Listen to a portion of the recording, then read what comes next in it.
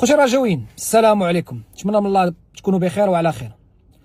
ماتش غدا رجا طنجة ماتش ماشي ساهل. انا كنتمنى اللاعبين يكونوا رجال. ما غادي اللي غيدير شي غلط دابا ما كاينه المحاسبه، ما غنرحموا حتى شي واحد. تقاتلوا معنا، فلوسكم كتاخذوهم. الجمهور ديما واقف وراكم. الخروج من دوري ابطال افريقيا شويه اثر في النفسيه ديال الجمهور ديال الرجاء اللي فقد واحد شويه ديال الشغف، ماشي بمجرد الاقصاء فقط، وانما ما راضيش على الاجواء داخل النادي، ما راضيش على التسيير، ما راضيش على بزاف النقاط. رغم ذلك غتشوفوا غدا معمر التيران. غنقول لكم واحد المساله الدراري، اقسم بالله شي ما كانش عندنا هذا البيبليك هذا، والله العظيم الا الفرقه كون غرقات شحال هذه. راه فعلا الجمهور راس ماله، الجمهور هو اللي موقف الفرقه سنوات هذه. وكنتذكر واحد الموسم ديال 2007 الرجاء كانت تقريبا صافي، حنايا قلنا هذا العام هذا غنشوفوا واحد المعجزه، او نشوفوا الرجاء في دوزيام ديفيزيون. الناس اللي عاشت في هذه الفتره هذه راه غيعقلوا على هذا الموسم هذا، حتى خرجوا اغنيه على هذه المساله هذه. ورغم ذلك اقسم بالله الا كنا كنمشيو نديبلاسيو مع الرجاء وكنا كنعمروا التيران في دونور، حتى الرجاء رجعت المكانه ديالها من الرتبه 11 تقريبا تكلاسينا الرتبه الثالثه. جهد ديال الجمهور، جهد ديال اللاعبين. فدابا ما غنشبهش الموسم نفسه لانه بزاف الامور مختلفه، ولكن على الاقل اللاعبين خصهم يرجعوا الرجاء الهيبه ديالها في البطوله. كلشي باقي ملعوب. ما غنقولوش حنا غنلعبوا على الشامبيونه لان الشامبيونه راه محسومه بين الفريق شكون هو اللي غيديها. الفريق اللي غيديها راه فاق بكري.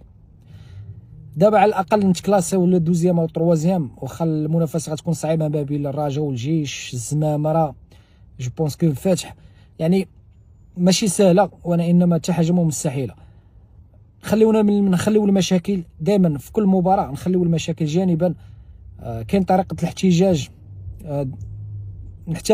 نحتجوا بواحد الطريقه اللي هي سلميه.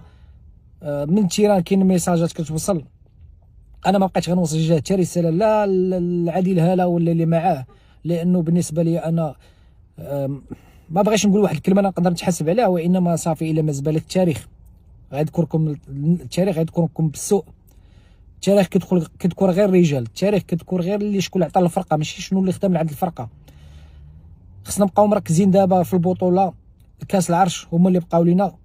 ما كنقولش انا عاوتاني مره اخرى، ما كنقولش غنديو البطوله لانه مستحيل دير بهاد الفرقه هذه، ولكن اموا نقربوا شويه في الترتيب.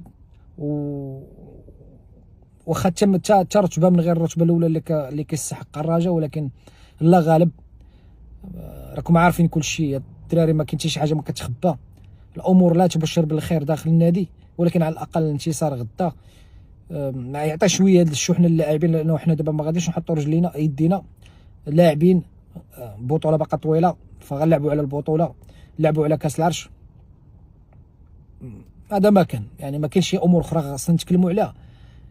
بخصوص هلال الطاير غير واحد التوضيح بسيط الدراري، بزاف الرسائل وصلتني. كان الفهم غلط بعض الجماهير اللي من بعد ما قال هلال الطاير الى خرجوها نصفقوا عليهم. راه ماشي قال زعما حنا نخرجوا نلعبوا معاهم كره، هو عارف الرجاء كتخرج عندك في تيرانك، كتخرج عندك واخا تكون لعبه مع اي فريق، لا في لافريك ولا في البطوله.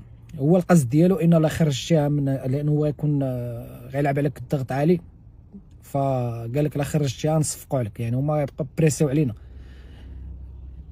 باش غنقول لك هلال ما غنجاوبك ورا الماتش غدا ان شاء الله، ولكن بشرط انه اللاعبين يكونوا رجال ويجاوبوك هما في التيران قبل ما نجاوبك انايا في الفيسبوك.